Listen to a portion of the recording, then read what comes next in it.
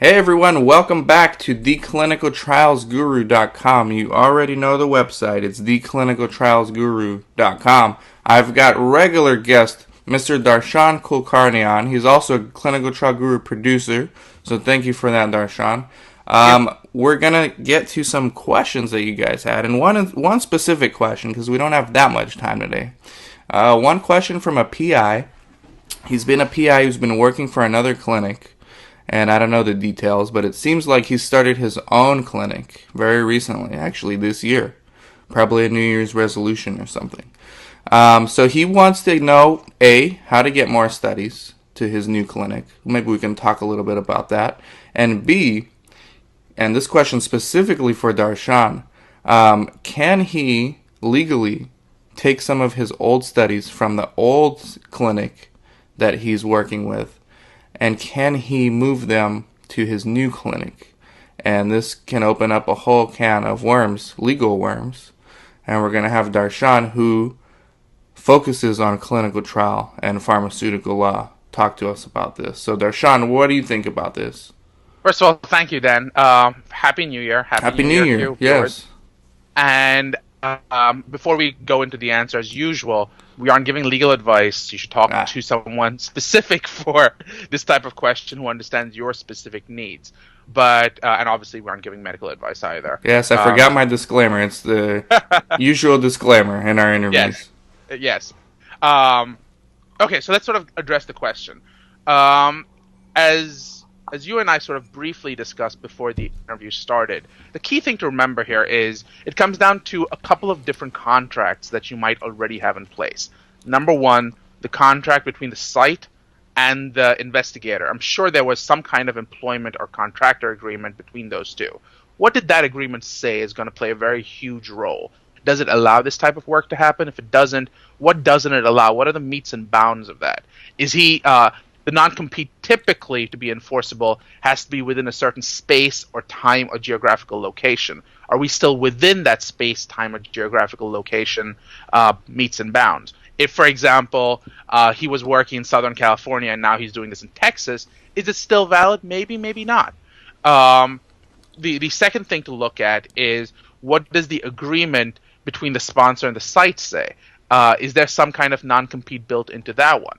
Hmm. Actually, before we even go to the sponsor site one, a lot of employees, when they leave their jobs, are asked to sign non-competes, non-lawsuit documents with the actual previous employer, and that's partly done so that the employee doesn't come after the fact and sue them. So the employer typically gives, here's $200, you promise not to sue me. That's pretty standard. Um, when you do that, obviously that has its own. If, for example, this person was an employee, signed that type of document, he may or may not have the right to go out and compete with Mm-hmm. your former employer. Then, as we mentioned, you look at regulatory Well, you look at sponsor site documentation. Is the sponsor interested in the site because it has certain, shall we say, facilities that the new facility will not have? In that case, the sponsor may not be interested in moving with the investigator. So even if the investigator says, I'm moving, well, the sponsor may say, that's great, but I'm not interested. I'd rather go with a sub-I being converted to a PI. Conversely, if you are, if the sponsor says, I'm interested in going with you, you may want to look at, okay, what does that actually mean?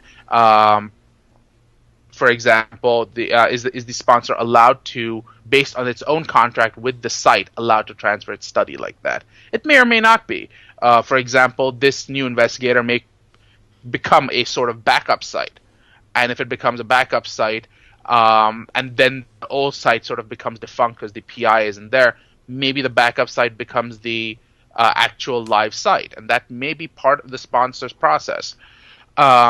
There is again another option of there has been a history of PI starting with this starting with this site and leaving, and they have previously taken their studies with them. That's been accepted, that's been okay, and that's called course of dealing. It's a legal phenomenon where the courts basically land, depending on which court you're in and all those good things. I don't know any of the specifics in this case, but depending on the court you're in, the courts may say, you know what, that's just course of dealing. You've done this 15 times with previous employees. Why is this employee any different? So even though your contract says one thing, the fact is that the way you actually enforce these contracts is completely different. So that, and this surprises a lot of people because they're saying, well, the contract says X. You're right, the contract does say X, but you didn't stick to the contract. The contract's only as good as you enforce it. If you sort of pick and choose what you're going to enforce, the courts are going to pick and choose with you.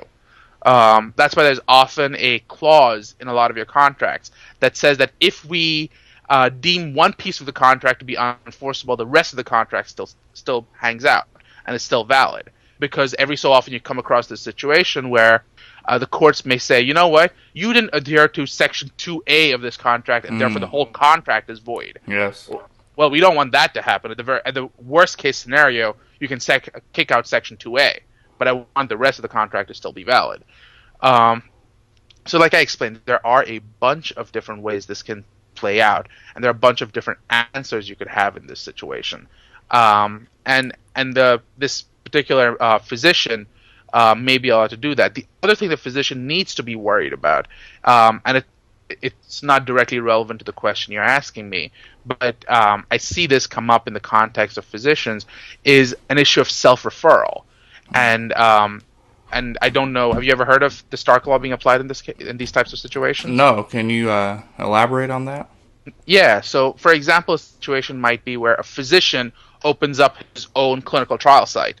The physician bills Medicare and Medicaid for services he performs as a physician, then refers studies to his site. And the site does studies where part of it is being billed to Medicare and Medicaid. Ah, yes. Then what happens is that the physician gets to double dip, if you will. And he's basically self-referring. You have to make sure you have specific arrangements in place to ensure that that doesn't happen. You want to talk to an attorney who focuses on Stark and types of self-referral laws. Another thing to consider is, again, this is where a lot of pharmaceutical companies and physicians have gotten into trouble, the anti-kickback process. So, for example, is this physician saying, you know what, this site has been too restrictive to me?